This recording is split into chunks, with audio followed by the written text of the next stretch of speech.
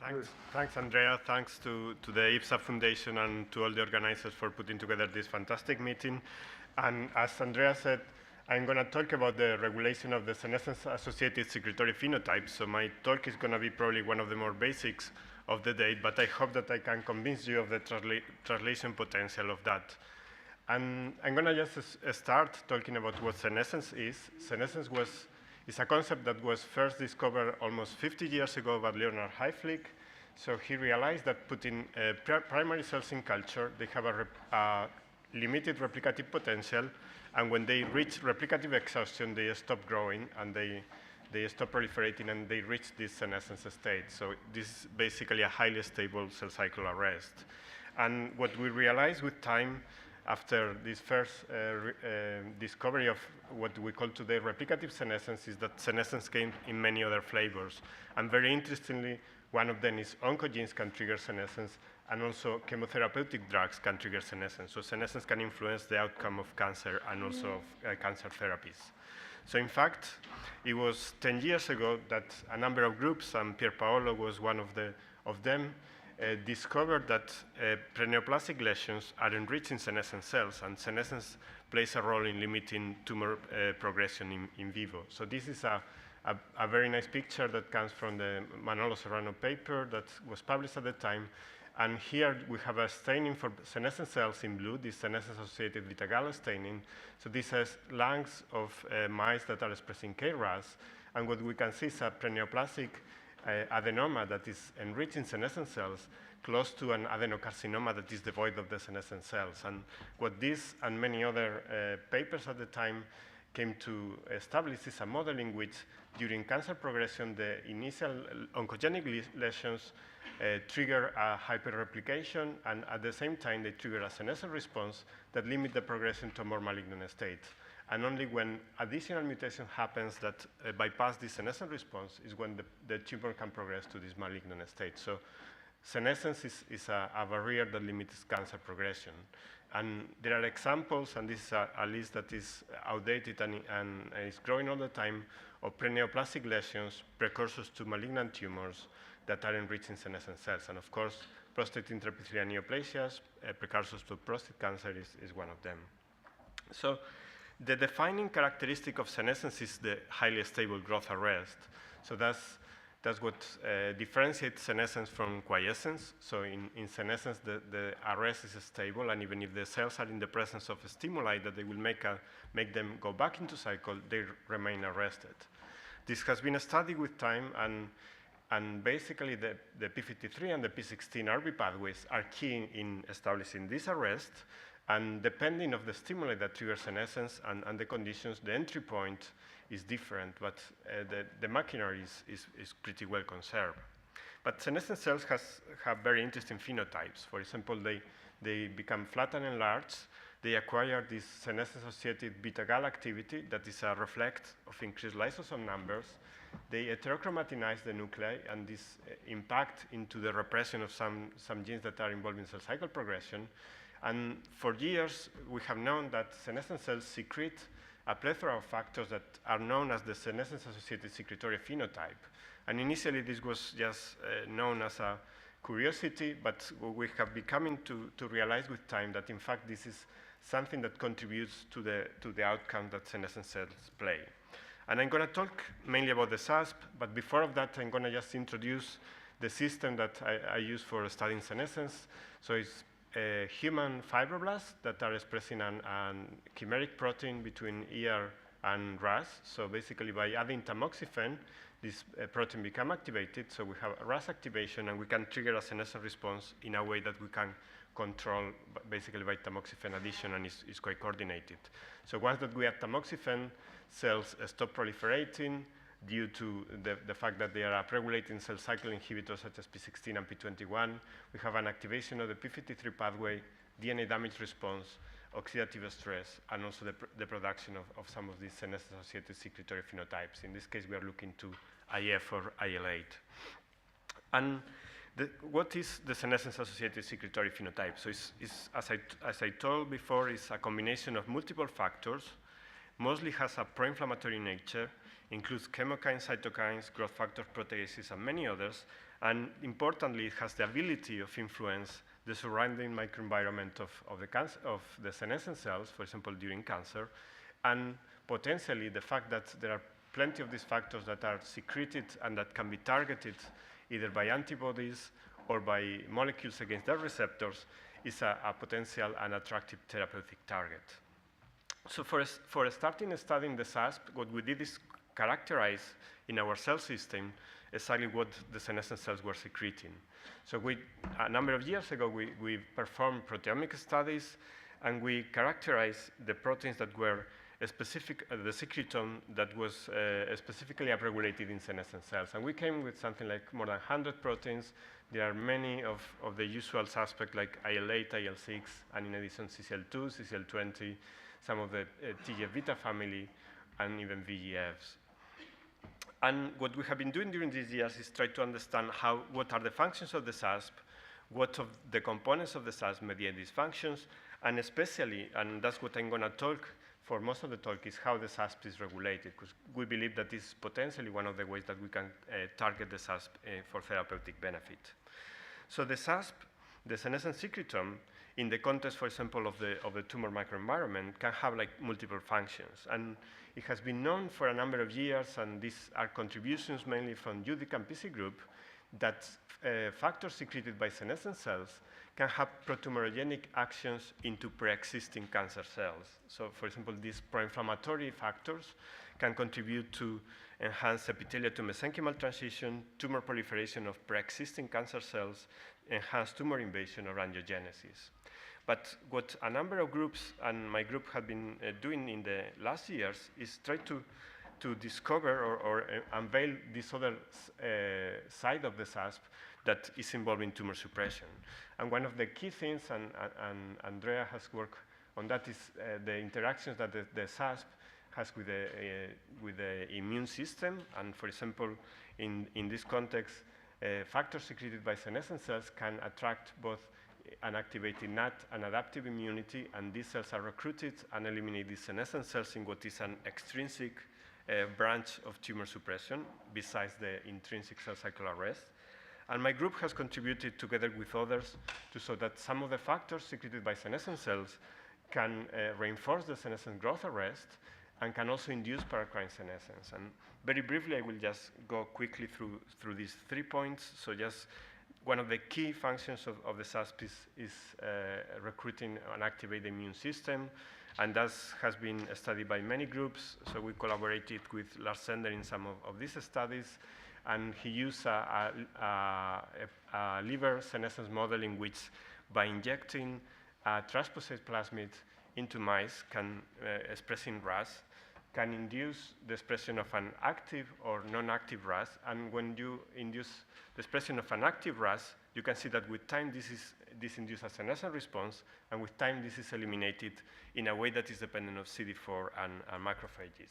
And in general, what this work and many others have shown is that the senescent cells, through the secretion of these factors, can attract different combinations of the immune system. And this is, of course, a war of classes, because this is just one direction, but Andrea, for example, has been studying the other direction, how the immune system also interact and interfere with the senescent response.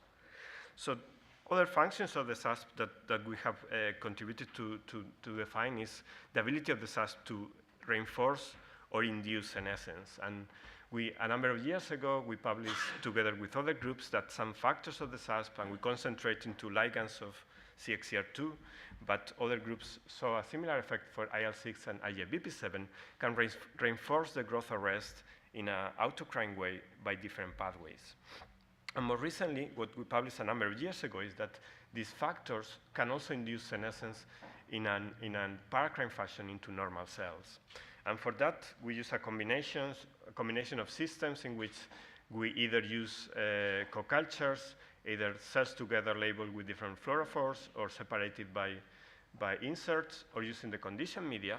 At the end, we came to define, and this is a prototypical experiment in which we have like normal cells exposed to the conditioned media of senescent cells growing these inserts. And what we saw is that the profiles of these cells exposed to paracrine senescence were almost equivalent to the cells that undergo oncogene-induced senescence. So there is this ability to transmit senescence. This can be seen also in different mouse models and in human clinical samples, in which close to preneoplastic lesions that are enriching senescent cells, we can detect, and this is, for example, in a model of papillomas, we can detect senescent cells close by in the papilloma, but not in the normal skin. So one of the things that we wonder at this point is that we have a nice model, and the SASP can exert multiple functions, but we have a nice model in which we could try to interrogate what of the components of the SASP could mediate some of the functions. And we have the information of what these senescent cells were secreting, and what we did is just to take advantage of a assay, so a screening which we can put the condition media of senescent cells, induce the rest of normal cells, and then interfere with these using chemical compounds. And we did this screening, and what we observed is that there were multiple, and there were like TGF-beta inhibitors, CCR2 inhibitors, and some others, multiple compounds that were able to mediate the effects of the SASP, in this case, able to mediate paracrine senescence. And this was confirmed by other experiments.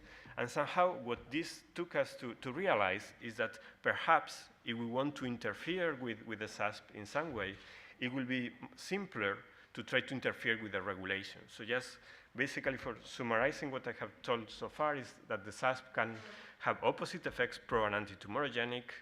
Multiple components of the SASP can mediate some of these effects, and for example, we analyze that on paracrine senescence, and perhaps if we want to target the SASP, it's easier to target the regulation.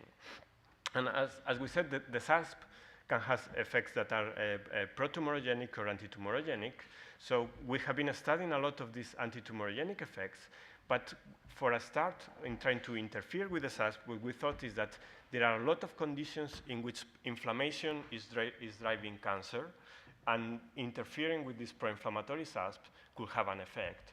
So what we try to do as a start is to try to see, or try to understand the regulation of the SASP to try to inhibit these pro-inflammatory tumorigenic conditions. And just to set up on what we know about regulation of the SASP, this is regulated at different levels. Transcriptionally is controlled by NF-kappa B and CBP. There are like powerful autoregulatory loops that have a positive feedback. And in addition, it's known that the DNA damage response and P38 control also the transcription of the SASP. So we start by a very modest approach by screening a library of, or a collection of just 32 chemical compounds for the ability of regulate the expression of critical SASP components that we have shown that have a function, for example, in mediating paracrine senescence. So most of these compounds, they didn't do anything, but there were a few that were repressing the SASP. And for example, there were NF-kappa B inhibitors that we were expecting. And one thing that we published a couple of years ago is inhibitors of the inflammasome of interleukin-1 signaling. And just, this was published a couple of years ago, but just to mention, interleukin-1 signaling inhibition or interleukin-1 signaling control the SASP. So we inhibit that, we repress the SASP. But not only that, it also controls the senescence growth arrest. So somehow here, we were affecting both the growth arrest and affecting the production of the SASP. But we thought that we will be more interested in trying to repress the SASP, but maintaining the senescence growth arrest. And in fact, one of the compounds that we identified in this very small screening was rapamycin. And rapamycin is basically a natural inhibitor of mTOR, that is a kinase that integrates upstream signals and sends the status of nutrients and energy in the cell, and translate it into different pathways downstream that regulate general processes such as autophagy, protein translation, and lipid synthesis. So what we confirm is that it's true that using different drug inhibitors of mTOR, we can inhibit the SASP. So this was also true with shRNAs targeting mTOR, and also true in different cell types and different senescence inducers. So we characterize a bit more this using secretome analysis. So we just sample the SASP components, and what we saw is that mTOR inhibition was affecting something like half of the SASP component. So it was not affecting everything, but it was affecting an interesting subset that includes a lot of the pro-inflammatory factors. And the interesting thing, and I will just retake this, is that when we inhibit mTOR into cells that were already senescent, we could basically repress the expression of the SASP, but the cells continue arrested. So we here have cells that we induce to senesce, so after 7 days they are not incorporating BRDU, then we inhibit mTOR, and we look after 9, 11, 13 days, and they are still not growing. So the cells are not growing, so the arrest persists, but the SASP is repressed. So we thought that this could be an interesting drug in the sense that could dissociate the effect of the growth arrest on senescence from the production of the SASP. So downstream of mTOR, there are many things that happen. So autophagy is already known to be involved in controlling interplay with senescence, but we concentrate into protein synthesis, and there are two mediators there, so S-cis kinases and 4-EBP, and both of them, when we did the experiments, seems to have some contribution in controlling the SASP, but when we did experiments using a dominant negative of 4-EBP, what we observed is that the contribution of 4-EBP was bigger. 4-EBP regulates translation initiation, can regulate global translation initiation, but different groups like Sabatini have shown that it can have a differential effect on the association to polysome of certain mRNAs that have certain structures or elements in the 5'.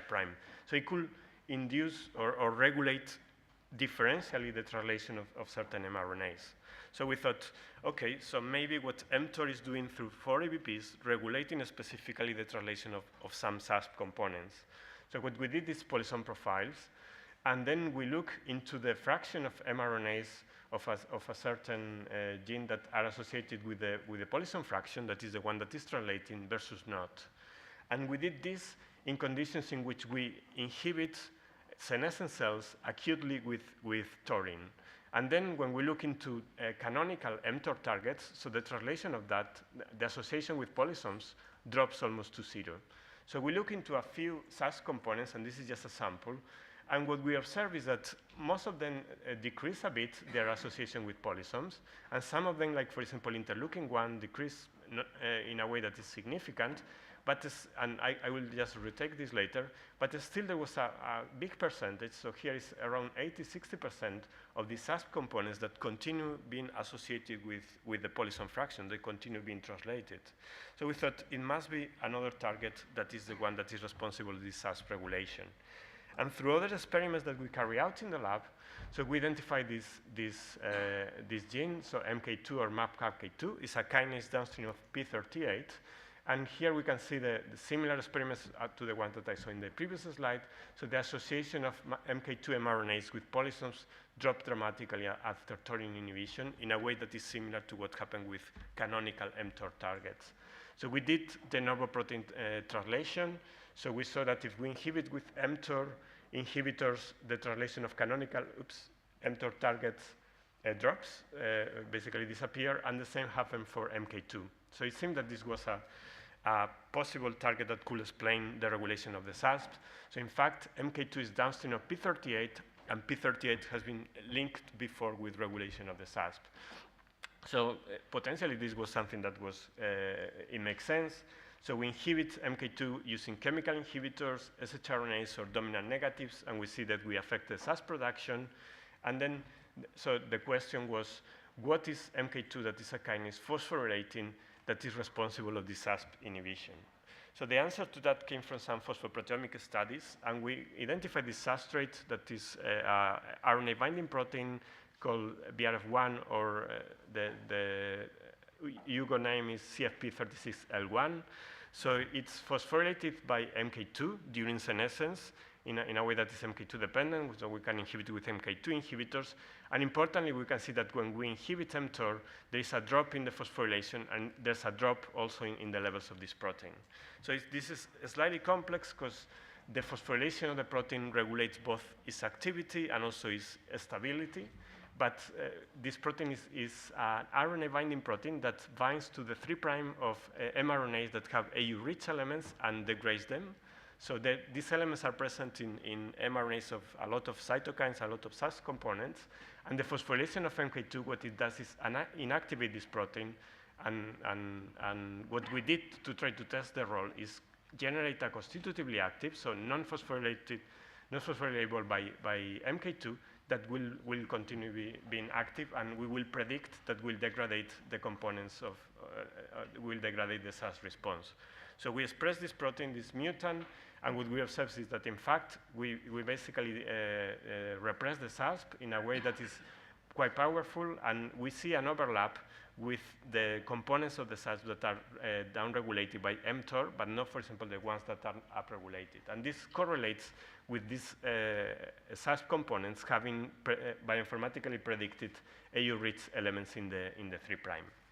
So just recapitulating, what we have shown is a pathway in which mTOR controls the translation of this kinase MK2 that by phosphorylation controls the activity of this protein that controls the stability of the mRNAs of SASP components. So this can be inhibited by mTOR. And just we mentioned that, okay, that we saw a small decrease also in the mRNA translation of interleukin-1 alpha. And what we have to see is that at the same time that we just published that a month ago, but at the same time there was another study from Judith Campisi group where they describe also a role of mTOR in regulating the SASP. And in their case, that is a slightly different system in response to irradiation, they think that the major role is through controlling the translation of interleukin-1 alpha. So anyway, so we have this pathway or pathways by which mTOR can control the SASP levels. But the question is, we know that this is controlling just half a subset of the SASP. Is that enough to affect the outcome that the SASP has in tumor suppression and tumor promotion? So we look into a few different models, and this is just a summary of what we saw before. So in tumor promotion, we look the ability of the SASP to induce EMT or growth of pre-existing cancer epithelial cells by fibroblasts that are senescent. And we look also into the effect that it has in adaptive immunity or in paracrine senescence. So I will concentrate mainly on this. So just say that the short answer is that inhibition of mTOR affect the SASP, and that has effects over both the tumor suppressive and the tumor promoting effects of the SASP. So I'm not going to go in detail about this, but paracrine senescence of senescent cells that have inhibition of mTOR basically are not able to induce paracrine senescence, and basically the immune surveillance that is induced by senescence is also decreased. And what we observe is that, for example, in the case of tumor-promoting abilities of the SASP, if we inhibit mTOR or any other point in this pathway, the ability of the SASP of induce an EMT into epithelial cells is decreased or is diminished. And similarly, the ability of senescent cells, if we inhibit with mTOR, to support or enhance the growth of cancer epithelial cells in a cancer-associated fibroblast model into mouse models is also decreased if we inhibit mTOR. So just summarizing this, what we can say is that rapamycin can dissociate the growth arrest from SASP production on senescent cells, and therefore rapamycin could be used to suppress some of the detrimental effects of the SASP. But rapamycin is known to be immunosuppressive, so probably this is not necessarily a very good idea. And there is one more thing, that the effect that rapamycin has on growth arrest is not by maintaining the senescent response, but by affecting the growth by different means. So for example, when we look into detail, rapamycin is reducing the number of senescence-associated beta-gal positive cells, is reducing P16 and P21 levels. Cells remain arrested, but this is due to other effects of rapamycin in controlling cyclin D levels. So that's not ideal. So we thought that, therefore, we have to keep looking try to find better strategies to suppress the SASP. So we have been doing this in the lab, and in the last 2 minutes, I'm just going to tell very briefly of preliminary results of a screening that we have done, in which, using our system, we have screened an RNA library for druggable genomes, so something like 1,000 genes, and try to look for things that both activate and repress the SASP. So we have found both. So this is just some of the results from the primary screening. There were something like 90 genes and 100 genes. In the secondary screening, concentrated on the SASP repressors, we have something like 96 genes. On those genes, we have carried out further experiments and, for example, check what's the ability of those to affect the senescent response or not. And we have a cluster of genes where senescence doesn't change, but the SASP is suppressed. And from those, there are like 49 that, of those genes. Most are druggable, because for definition we screen druggable, and at least 9 of them that are like already drugs. Some are biologically interesting candidates, like for example a factor involved in alternative splicing, and this factor, the growth arrest persists, the cells continue being senescence, P16 and P21 continue being induced, but it affects the SASP. It affects the SASP differentially. For example, it affects in a way that is different from mTOR, and there are things, a lot of the inflammatory factors that are suppressed, but for example, CCL2 that can be important in attracting macrophages is not affected, and it has effects on EMT and on paracrine senescence. And just to finish, saying that the SASP is an important mediator of the effect of senescent cells, and that its components and regulation can be targeted for therapeutic benefit. So depending on the scenario, we can think that the adequate thing is suppressing the SASP in the context of pro-inflammatory cancer, augmenting or even reprogramming, that is a concept that Andrea probably will talk about that. And we hope that our past and ongoing work on understanding how the SASP is regulated will contribute to propose therapeutic strategies in this sense. And just to finish and mention the people that has been doing this job, Juan Carlos Acosta and Ana Benito were essential in some of the early job, and Nico, Athena, and Suchira have been continuing with the rest. Thank you.